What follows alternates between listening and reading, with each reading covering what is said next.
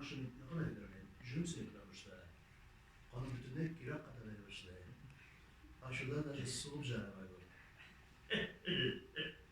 Big rahmat. Hurmatli radio tinglovchilar, bilganingizcha, Salat abi syurprizsiz yurmaydi. Bugun da bizga bo'lak azalak boshlig'iz. Bugun bizning kutilmagan qonaq sahifasida sizni bizda kutmagan qonaqlar Oydar Valimov, Oydar Fayzrahmonov ham Ildar Aboy Xayrul o'zi keldilar.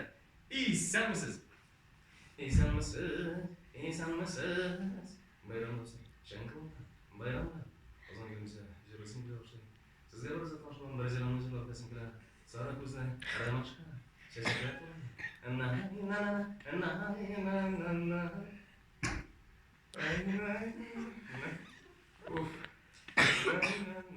Sarı güzeller maşkalar, sarı güzeller maşkalar, güzel gitti kaldı bari, sarı güzeller maşkalar.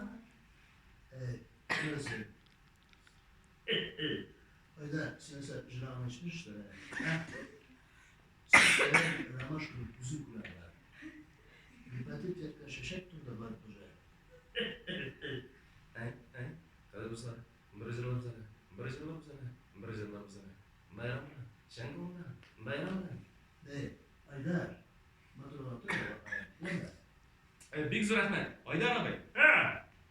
Siz neler yaratasiz? Hemin oğlağı yaratam. Oğlağı. Uyun arkadaşlarla da kavuştura Allah'ı. Malades. Aydar Feyzrahmanov'un nasıl yaratan değil mi? O dışarılar tegretir yaratan, ölüp gider. Bu iki tugara yaratarsa, ana ücretli. Duymadınız mı? Ben duydum просто уже. Hiç 6 yıl. В общем, nasıl yarar? Ne? Uzun.